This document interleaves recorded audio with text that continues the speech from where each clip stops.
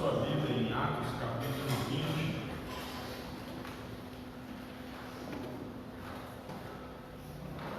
Nós vamos dar continuidade à pregação do livro de Atos, Atos dos Apóstolos.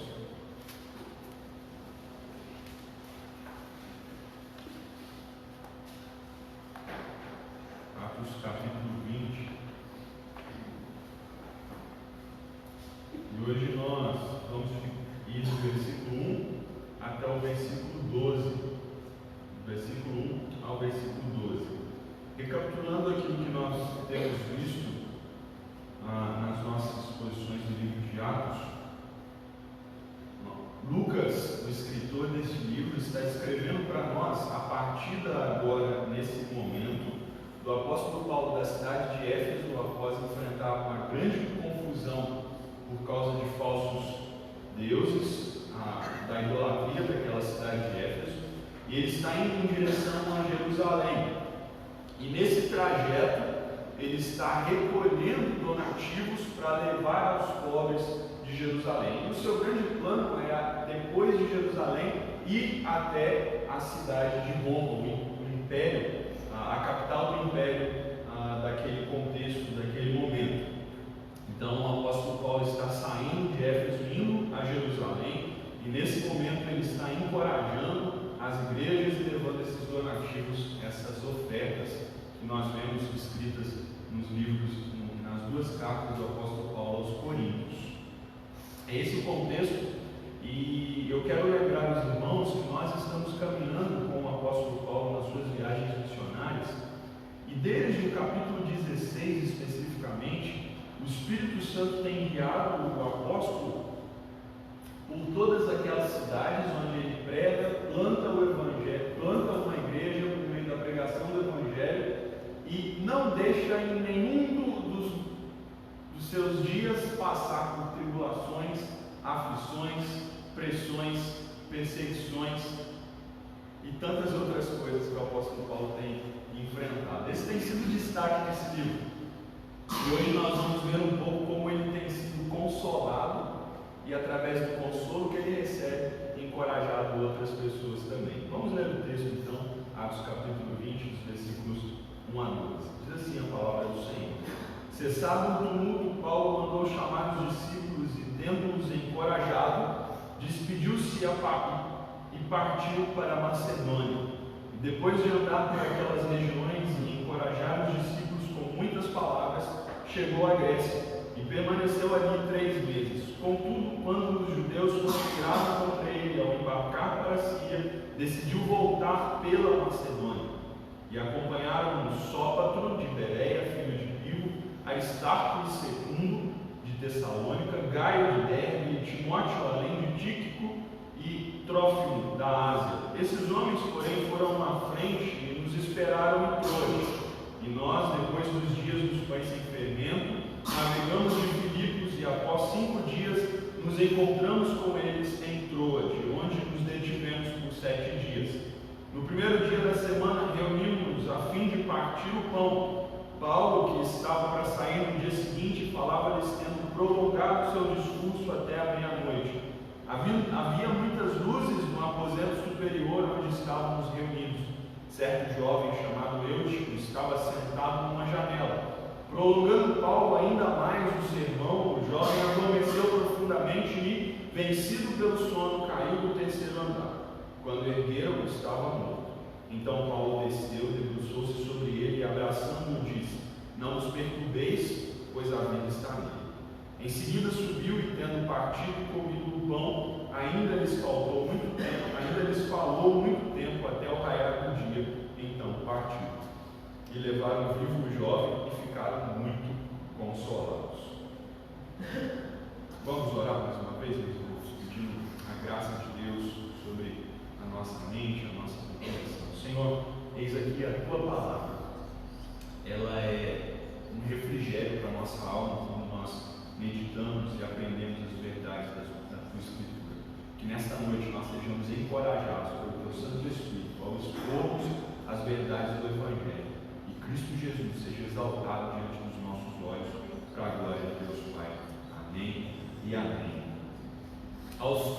22 anos de idade, um jovem pregador inglês passou por um grande trauma. Ele estava pregando diante da sua multidão na Inglaterra e alguém, em tom de brincadeira, gritou fogo. No desespero, 4 pessoas morreram e 28 pessoas ficaram gravemente feridas. Aquele jovem pregador, ele se sentiu extremamente abatido pela pressão e principalmente pelas críticas que se seguiram durante os dias ao seu ministério, as críticas dos jornais, de pessoas que não eram da igreja. Aquele pregador, ele ficou até por certas semanas sem querer sair de casa e por um bom tempo ele sentiu todo o fardo daquele episódio lamentável. Esse jovem, ele ficou conhecido na história da igreja como o príncipe dos pregadores. O nome dele é Charles Spurgeon. E o que nos chama a atenção, meus irmãos, é que este homem, este pregador, ele tinha 22 anos e ele tinha talvez todo o direito de parar, de não continuar, devido ao trauma, devido às circunstâncias pelas quais ele passou. E talvez para um jovem pastor, ainda com tantas outras coisas, possibilidades a se fazer, ele poderia, não, esse negócio de ministério, de pregar a palavra, nunca mais. Mas mesmo às vezes trêmulo e tremendo, ainda com os traumas arraigados no seu coração, ainda como ele mesmo diz várias e várias vezes nos seus relatos, as nuvens escuras sobre ele subia ao culto e pregava a palavra de Deus. E ele não tinha medo nem mesmo de dizer isso diante da sua multidão. Ele confessava que ele estava tremendo, mas que ele iria pregar por amor aos seus irmãos. E surge uma pergunta diante de nós: de onde que esse homem tirou forças, coragem para conseguir continuar o seu ministério? E talvez seja exatamente essa pergunta que surge em sua cabeça hoje à noite. Talvez você tenha entrado aqui essa noite perguntando assim: de onde eu vou tirar forças para continuar com o meu casamento? Eu sou um cristão, eu preciso manter o meu casamento segundo a palavra de Deus. Mas de onde eu tirarei forças? Quem poderá me ajudar se eu estou desesperado diante das circunstâncias que estão se abatendo sobre mim? Ou talvez você seja um pai, uma mãe, desesperado com seus filhos e perguntando-se como que eu vou criar essa criança. Talvez você seja um pai de família que esteja prestes a ser demitido, ou seja uma mãe preocupada com o sustento da sua casa. Muitas e muitas vezes essas perguntas surgem na nossa cabeça. E o que eu quero perguntar para você também é: o que motiva você? Será que é, diante dos seus problemas e das suas dificuldades, ir ao shopping fazer compras? Ou será que é tirar um dia de lazer, descansar a cabeça e ficar tranquilo? Ou será que é o conforto de ter uma conta bancária no azul? Muitos de nós procuramos um encorajamento e um descanso nessas coisas, não é verdade? A gente pensa que se nós tivermos um dia de folga adequado, só um dia, e talvez as irmãs aí falem isso, só um dia de folga, não é assim? Só um dia e eu vou ficar bem. Ou talvez os homens estejam pensando: se aquela conta estivesse no azul, se eu tivesse ali meus R$2.000 sobrando, eu estaria bem. Meus irmãos, eu creio que todos nós já somos adultos o suficiente para descobrirmos, e nós já descobrimos que um dia de folga não resolve os nossos problemas. A conta bancária não resolve os nossos problemas. O problema está exatamente dentro do nosso coração e na motivação do nosso coração. E é isso que eu quero olhar para vocês esta noite, nesse breve texto, nessas breves palavras de Lucas, e mostrar para vocês como que vocês podem ser encorajados pelo Evangelho do nosso Senhor Jesus Cristo. Como que você, pai, mãe, família, empregado, patrão, pode continuar motivado pela graça do Senhor sobre a sua vida? Como que isso pode acontecer? Lembre-se mais uma vez, o apóstolo Paulo ele está percorrendo o seu caminho rumando a Jerusalém, e ele sabe que a vida não vai ser fácil, ele sabe que as circunstâncias vão continuar sendo difíceis, as perseguições vão se levantar, as pressões vão continuar, prisões esperam por ele. Ele está muitas vezes em situação de abatimento profundo, como ele descreve várias e várias vezes em suas outras cartas. É isso que está acontecendo com o apóstolo Paulo. Mas ao mesmo tempo nós vemos um homem decidido e marchando, e ao mesmo tempo que ele continua a sua missão, ele encoraja outros. E é isso que eu quero mostrar para vocês através do nosso texto. Como o Espírito Santo encoraja a sua igreja através dos relacionamentos entre os irmãos e por meio do culto cristão. Ou para encurtar a nossa frase e facilitar, o Espírito Santo encoraja a sua igreja através da unidade cristã. Através da unidade cristã.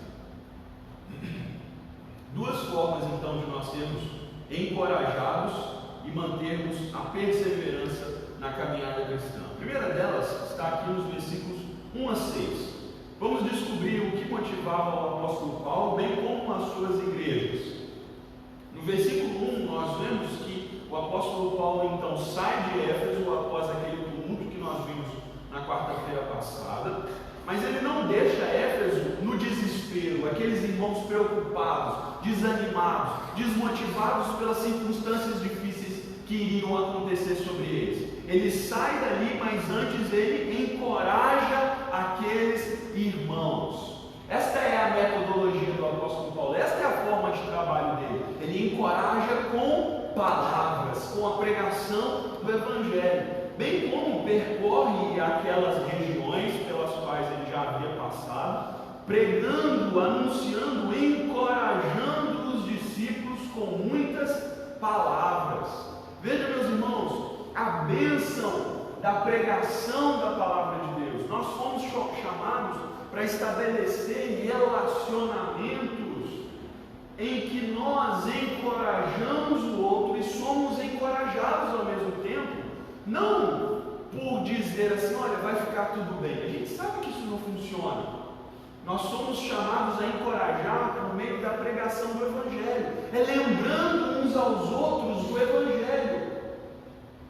Veja, Lucas, ao escrever a respeito desse encorajamento, já tem em mente aquilo que ele já falou um determinado momento atrás, quando o apóstolo Paulo volta a fazer visitas nas suas igrejas. Volte comigo em Atos capítulo 14, versículo 22. Deixa aí a Bíblia marcada do capítulo 20 e volte até o capítulo 14.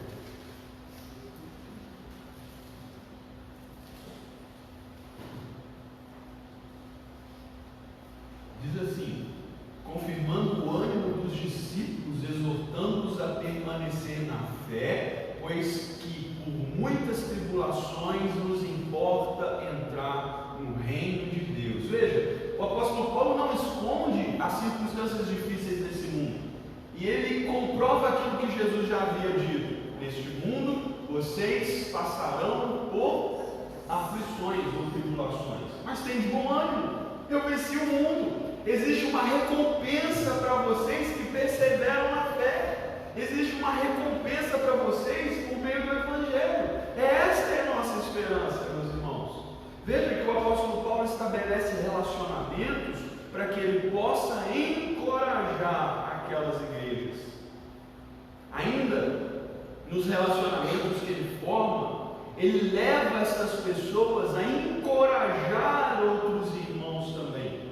E aqui nós descobrimos, olhando as cartas do apóstolo Paulo aos Coríntios, se você for lá para o capítulo 16 de 1 Coríntios, na primeira carta do apóstolo Paulo aos Coríntios, capítulo 16, você vai perceber que o apóstolo Paulo está estimulando aqueles irmãos, dizendo que ele iria até a cidade de Corinto para levantar uma oferta para os irmãos da Judéia. Mas em 2 Coríntios, na segunda carta do apóstolo Paulo aos Coríntios, o apóstolo Paulo, no capítulo 9, aquele capítulo famoso, né, cada um quando 2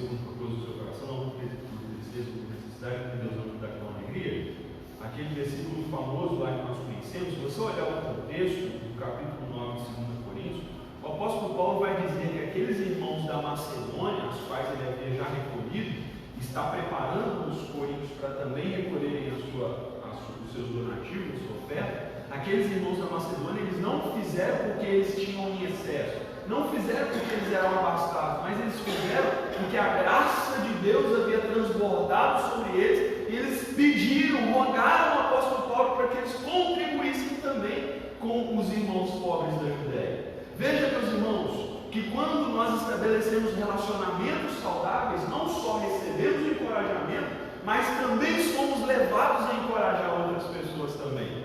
Veja, ainda na carta do apóstolo Paulo aos Coríntios, no capítulo 1, que o apóstolo Paulo diz nos primeiros versículos do capítulo 1,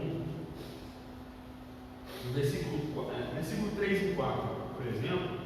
Depois você pode ler essa introdução com mais calma na sua casa. Ele diz assim: bendito seja Deus e Pai de nosso Senhor Jesus Cristo, Pai das misericórdias e Deus de toda consolação, que nos consola em toda a nossa tribulação, para que também sejamos capazes de consolar os que passam por alguma tribulação, por meio da consolação com que nós mesmos somos consolados por Deus. Uma vez que nós passamos por tribulações, nós somos consolados por Deus e somos então motivados e capacitados a consolar outros através dos relacionamentos que nós estabelecemos. Não somente isso, mas também o apóstolo Paulo, se você notar nos versículos posteriores aqui do nosso texto, ele estabelece relacionamentos onde ele tanto pode ensinar esses irmãos e ser supervisionado por eles. Veja aqui nos versículos 4 a 6 que o autor do livro de Atos cita vários homens. Nos versículos 4 a 6 ele cita muitos homens que foram levantados nas cidades pelas quais o apóstolo Paulo percorreu para acompanhar o ministério do apóstolo Paulo, sustentando ele, também encorajando a ele, bem como serem supervisionados por ele, para que depois eles pudessem ser úteis ao ministério do apóstolo Paulo. Quando nós estabelecemos relacionamentos saudáveis, nós dentro da igreja, nós também somos treinados na doutrina cristã, bem como aprendemos a encorajar a outros também. Meus irmãos, a pergunta que eu faço a vocês esta noite é se você tem se relacionado com pessoas que podem capacitar você a encorajar a outros. Se o que você está fazendo dentro da igreja é um ministério a ser realizado também, é uma disposição de não só apenas receber consolo, receber exortação, receber consolação, mas também se dispor diante de outras pessoas, para que essas pessoas possam ser encorajadas por você. A nossa mentalidade moderna, a nossa mentalidade dos dias atuais é uma mentalidade consumista. Nós vamos à igreja ou a qualquer outro lugar para consumir. Eu preciso ser bem atendido, eu preciso ser bem recebido, eu preciso ter tudo que me agrada para eu ficar naquele lugar. Mas eu não quero saber de me doar, eu não quero saber de me dar, eu não quero saber de abençoar outras pessoas, nem me importa o nome daqueles que estão ao meu redor. Isso não é relacionamento de igreja. Nós não somos um clube, nós não somos qualquer outro tipo de organização em que nós não nos importamos uns com os outros. Nós somos um organismo vivo, o corpo de Cristo, onde os nossos relacionamentos nos nutrem ao mesmo tempo que nutrimos a outros. Porque quando você não está nutrindo ninguém, é porque você está doente e precisa do apoio e o atendimento de todo o restante do corpo de Cristo. Não só isso, mas quando nós olhamos para esse nosso texto, nós somos então encorajados a estabelecermos relacionamentos como base da convivência da nossa igreja. Como base da convivência da nossa igreja. O que nós fazemos aqui precisa ter em mente, precisa ter em foco o atender aos outros, o encorajamento mútuo, a mutualidade, o uns aos outros, que tanto nós vemos nas páginas do Novo Testamento. isso, meus irmãos, e agora aqui eu gostaria de fazer uma aplicação bem específica, aqueles que dentro de nós estão sofrendo angústias terríveis, talvez até num estado de depressão. Muitos de nós que olhamos para essas pessoas, olhamos com desdém, com julgamento, depreciando e desvalorizando essas pessoas porque elas estão fracas, estão nesse estado de angústia, nesse estado de tristeza, e nós mesmos nem queremos saber o porquê ou como ela chegou até essa situação. Mas a Bíblia nos chama a nos relacionarmos uns com os outros para atendermos e abençoarmos mesmo esses que estão fracos na fé, em angústia, em tribulação, amargurados talvez por causa de relacionamentos, decepcionados, com incertezas da sua fé.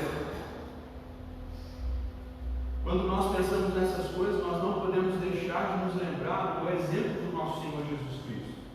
Ele mesmo passou por uma aflição e angústia no Getsemane, no jardim do Getsemane. E o que ele procurava naquele momento? Alguém para vigiar com ele. Alguém para orar com ele por pelo menos uma hora. Por quê? Porque Jesus ele estava querendo fazer algum tipo de batalha espiritual e ele estava preocupado com os discípulos? Não. Se você olha para o texto de Mateus capítulo 26, onde nós vemos essa história de Jesus Cristo no Getsemane, Jesus estava atribulado, angustiado até a morte, a ponto de suar gotas de sangue, como diz o próprio Lucas. Jesus estava angustiado num estado de depressão terrível, em fraqueza, e o que ele queria era uma companhia que pudesse vigiar com ele por uma hora. Talvez nós olhamos muitas das pessoas dentro da nossa igreja e o que nós fazemos é como os discípulos dormir, ou pelo menos fechar os nossos olhos diante dessas situações. Por outro lado também, meus irmãos, há aqueles dentro de nós que talvez estejam exatamente nessa situação, e eu quero lembrar vocês, meus irmãos, que o isolamento ele vai levar você cada vez para mais longe da cura que Deus quer oferecer por meio do Evangelho. O isolamento não vai resolver o seu problema. Talvez você se envergonhe ou até se angustie ainda mais só pela possibilidade de alguém perceber e descobrir que você está num estado como este. Mas eu tenho absoluta certeza que se você se associar e se relacionar com as pessoas certas, por aqueles que irão orar por você, por aqueles que irão pregar o Evangelho novamente a você, você com toda certeza poderá sair dessa situação com maior facilidade. Porque nós nos lembramos do nosso Senhor Jesus que agonizou naquele jardim. Mas ao agonizar naquele jardim, ele se levantou resoluto, mesmo abandonado por seus amigos, a ir até aquela cruz. E naquela cruz, ao morrer por nós, ele concedeu o seu Santo Espírito para que nós não andemos mais sozinhos.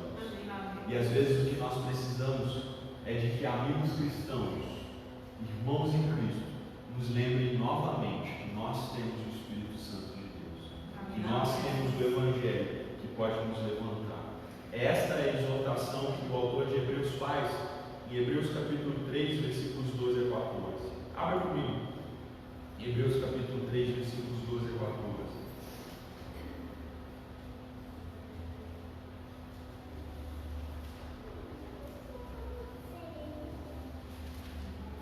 Vede, irmãos, que nunca haja em qualquer de vós um coração mau e infiel para se apartar do Deus vivo.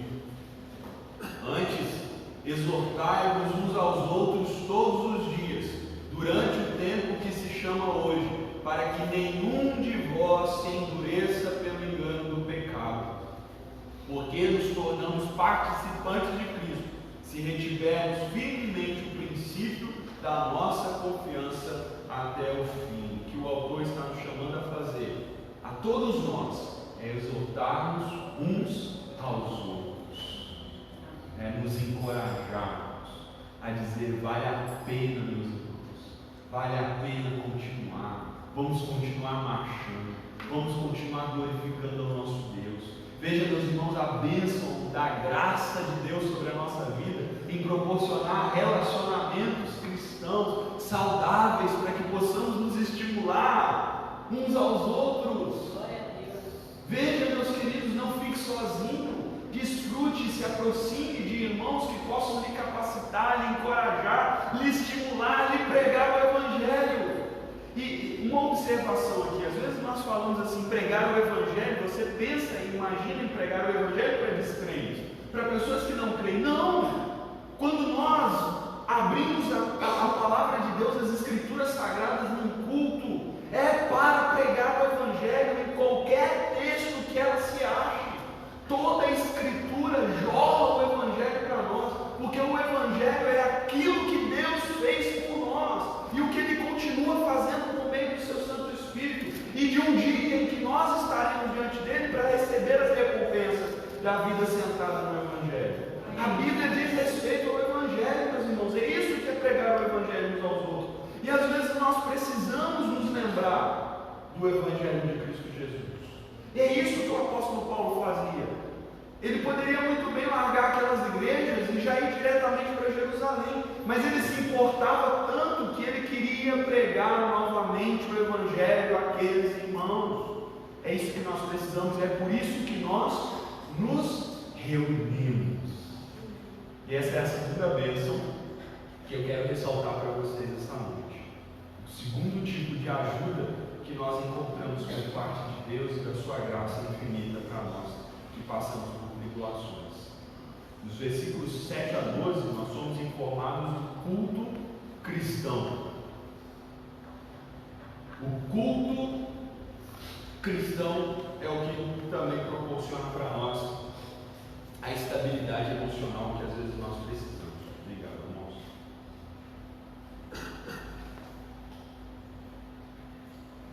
Veja aqui nos versículos 7 a 12, alguns destaques aqui para nós explicarmos o nosso texto. No versículo 7, veja que eles se reuniram após chegar na cidade de Troade, no primeiro dia da semana.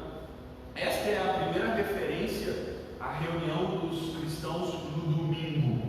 No domingo, que é o dia da ressurreição do nosso Senhor, aqueles irmãos se encontraram para quê? Para partir o pão. Partir o pão nas Escrituras, nas páginas do Novo Testamento, é sinônimo de celebrar a ceia do Senhor. Então eles se reuniam no primeiro dia para partir o pão. Veja que aqueles irmãos, o que eles fizeram foi se reunir para se lembrar da vitória. Meus irmãos, quando nós nos reunimos em culto ao Senhor, nós nos lembramos da vitória sobre o pecado. Amém.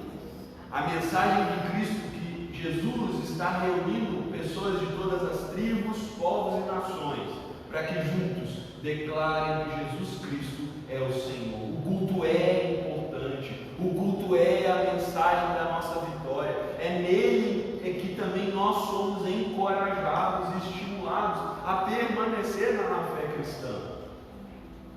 Num tempo em que as pessoas acham que é desnecessário se reunir, num tempo em que muitos estão frustrados com a igreja, muitos estão decepcionados, muitos não encontram esperança mais nas instituições que se denominam como igreja, a palavra de Deus nos exorta a nos reunirmos.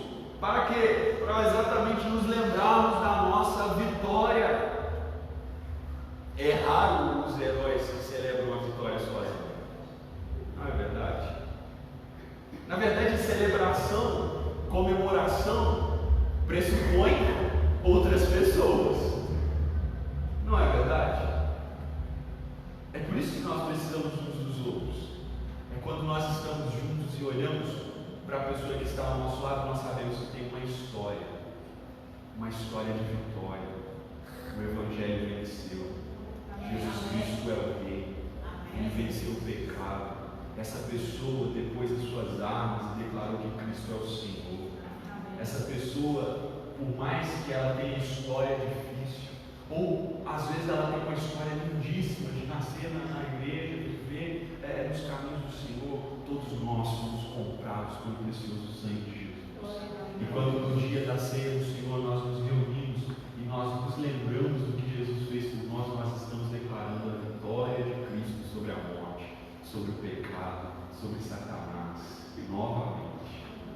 Veja, meus irmãos, a glória de nos reunirmos juntos. É isso que aqueles irmãos fizeram. E especialmente, eles não se reuniram apenas para partir o pão, ou tão somente para ver o apóstolo Paulo. Esta era a última vez que o apóstolo se reuniria com eles. No próximo texto, dos versículos 17 em diante, nós veremos que o apóstolo Paulo ele está se despedindo das igrejas as quais ele havia visitado anteriormente, as quais ele havia plantado também. O apóstolo Paulo estava caminhando para Jerusalém e ele sabia que lá ele seria preso. Veja a resolução deste homem. E agora, ele se reúne aqui no versículo 7 de hoje, no primeiro dia da semana, junto com os discípulos daquela cidade, para partir o pão, para celebrar a ceia do Senhor, para celebrarem a vitória. E o apóstolo Paulo se prolonga até a meia-noite com o seu discurso. Às vezes aqui a gente faz uma crítica ao apóstolo Paulo. Nossa, falava demais. Pastor gosta de falar. Não, gente, é porque esta era a última vez que ele estaria com aqueles irmãos mesmo. Então ele tinha muito ainda a dizer. Pense você, se hoje, não pense você não, mas imagine uma pessoa que está se despedindo à beira da morte da sua família. Ela quer falar, ela quer dizer tudo que precisa ser dito, não é verdade? Colocar as coisas em ordem, fazer lembranças, organizar, planejar o futuro. É isso que ela quer fazer. É isso que o apóstolo Paulo está fazendo aqui, pregando até a meia-noite. E no versículo 8, meus irmãos, parece ser uma informação distoante aqui do nosso texto, mas tem tudo a ver com o coração daqueles irmãos. Por quê? No versículo 8 nós somos informados que havia muitas luzes no aposento superior onde estávamos reunidos. Veja que Lucas agora estava aqui com o apóstolo Paulo também. E essas muitas luzes não eram luzes como nos nossos dias, obviamente, mas eram lamparinas, espécies de velas, preparadas especialmente para durar o tempo que fosse preciso. Eles foram preparados. Paulo, você vai ficar aqui, vai nos ensinar o que você puder ensinar, porque nós queremos ouvir. Nosso coração está sedento da palavra de Deus. Por quê, meus irmãos? Nos versículos 7 e 8 aqui, nós aprendemos que o culto público, no culto público, a pregação é a lembrança da nossa esperança. É na pregação do Evangelho, é na pregação da graça de Deus para conosco, é na pregação que nós somos relembrados da nossa esperança futura. Por mais que o apóstolo Paulo estivesse partindo, havia a pregação da esperança da glória de Deus. É isso que as Escrituras fazem. Abra sua Bíblia comigo em Romanos capítulo 15.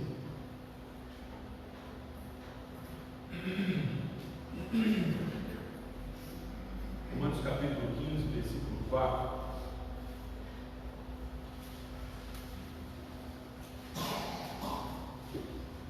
O apóstolo Paulo diz assim: porque tudo o que foi escrito no passado foi escrito para a nossa instrução, para que tenhamos esperança por meio da perseverança e do ânimo que provém das Escrituras.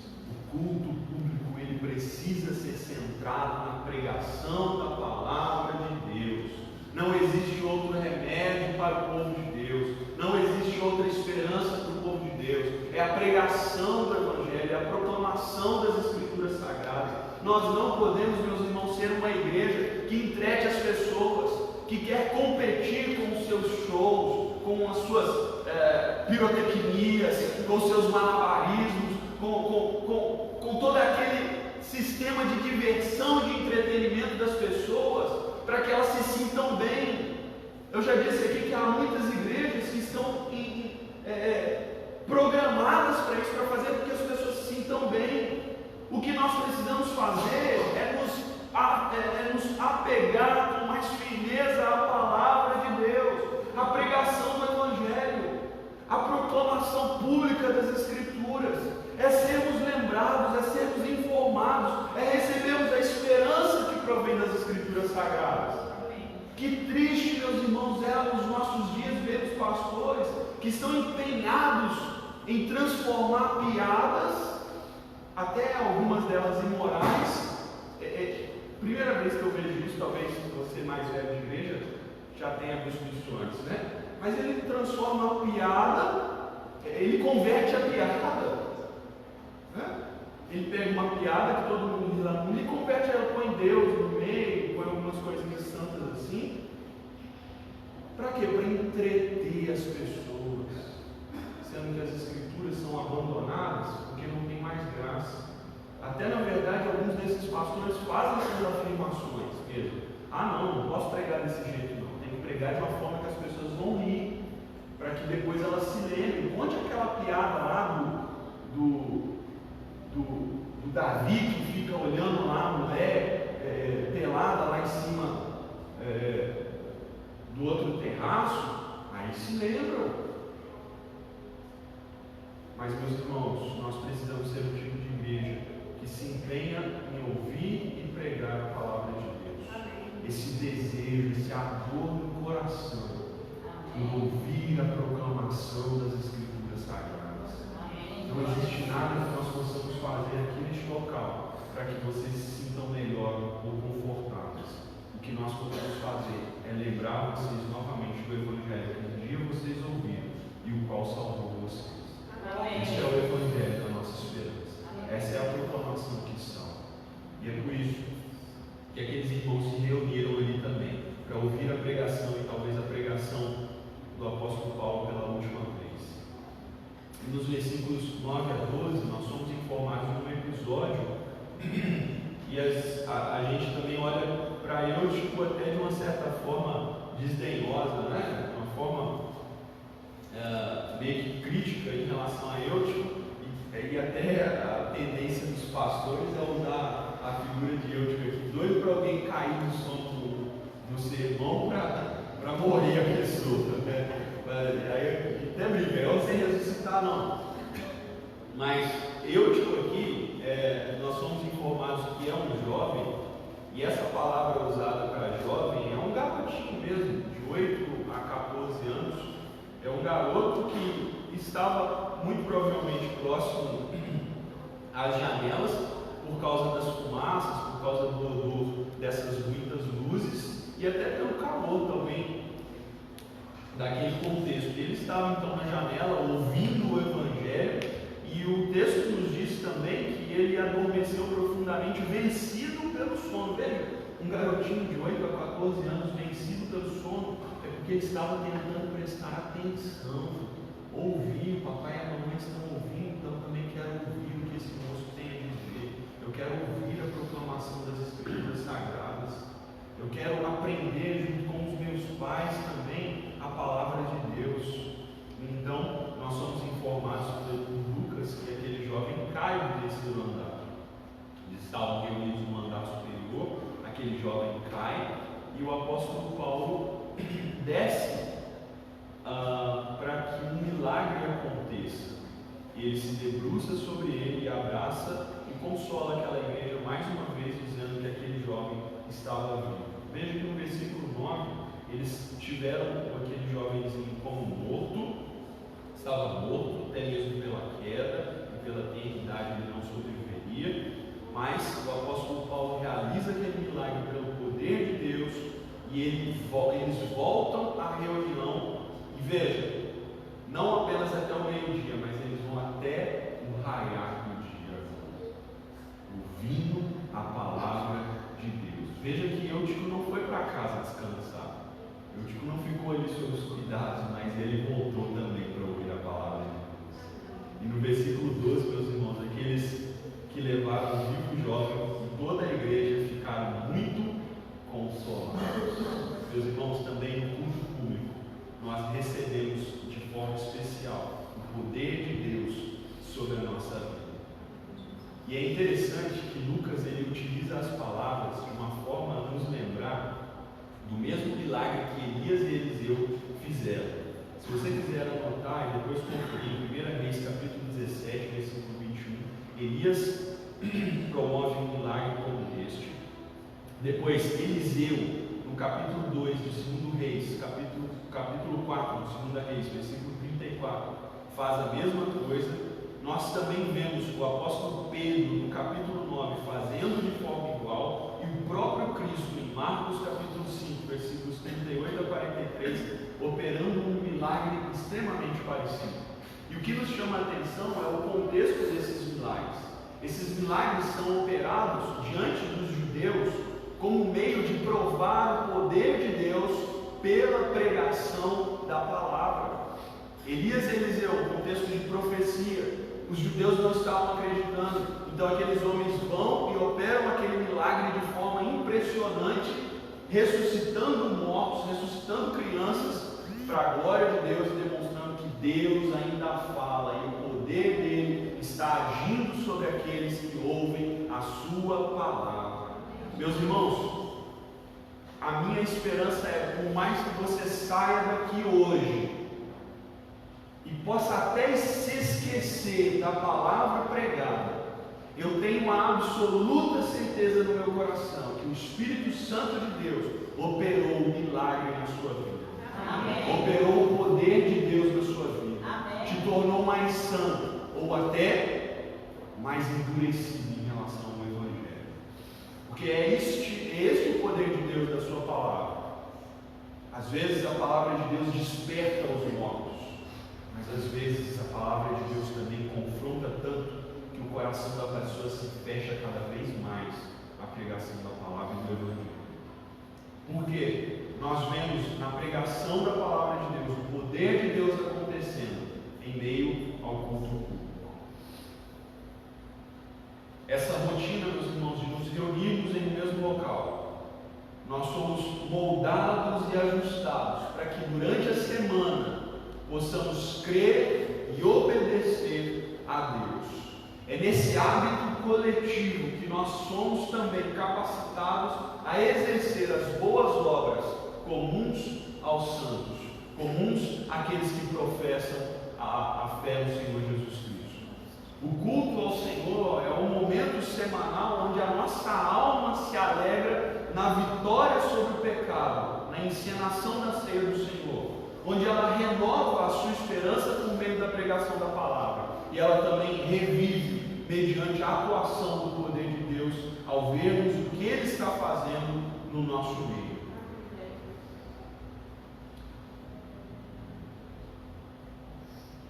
Será que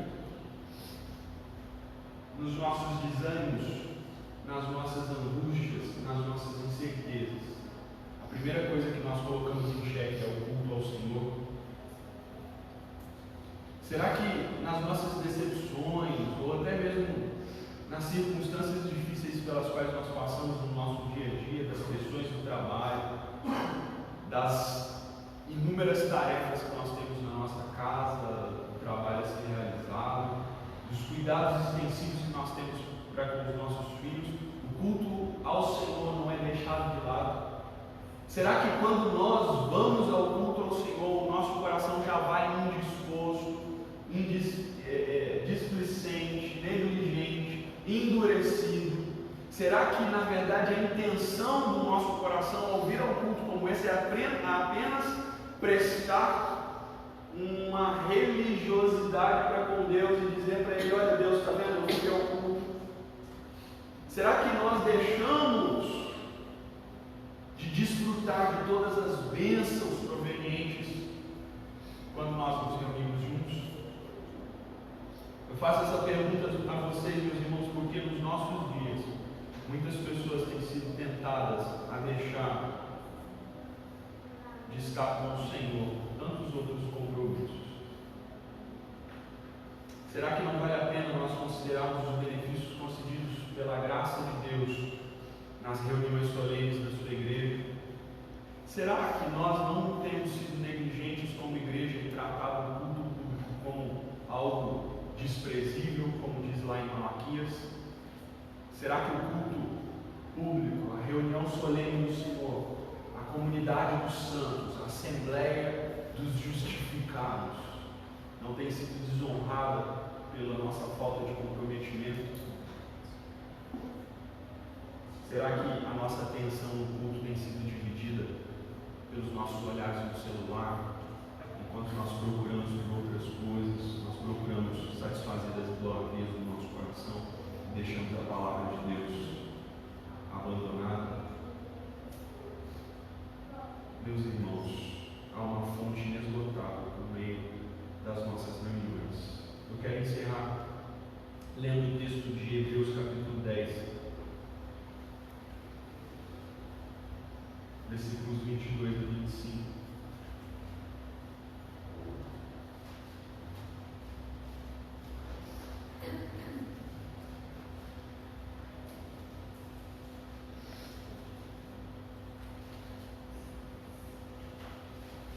Hebreus capítulo 10, versículos 22 a 25.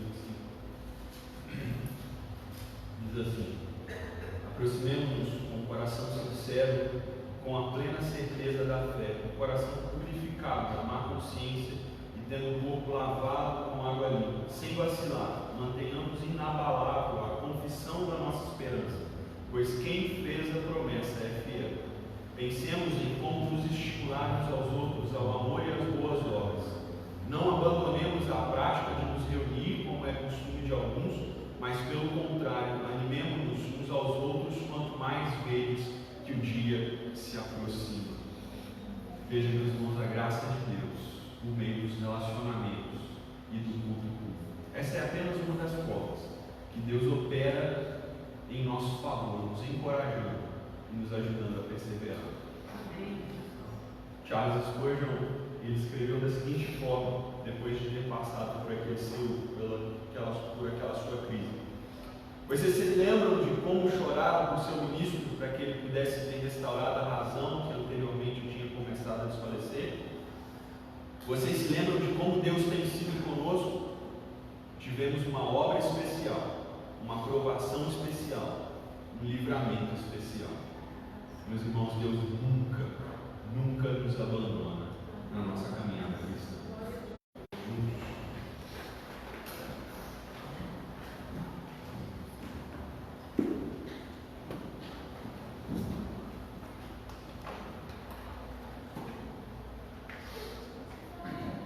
Ó Deus precioso, maravilhoso, conselheiro, príncipe da paz, Tu és o nosso Deus. A Tua graça não tem deixado de superabundar em nossa vida e nós não temos sido desamparados. Às vezes nós passamos pelas angústias e as aflições deste mundo, mas é para que por muitos motivos nós sejamos lembrados que o Senhor está conosco, está trabalhando em nosso favor e de que um dia nós estaremos contigo para todos sempre. Ó Deus, nos ensine a valorizar os nossos relacionamentos e nos ensine a desfrutarmos dos ajuntamentos solenes dos quais nós participamos. Que a Tua graça superabunde em nós e nós possamos desfrutar das Tuas bênçãos concedidas por meio da unidade cristã. Abençoe o Teu povo que se reúne aqui. Abençoe a Tua igreja. Cuida de nós, para a glória do Teu nome. Amém e amém. Deus te abençoe, meus irmãos. Bom resto de semana, bom feriado. Que a graça de Deus esteja sobre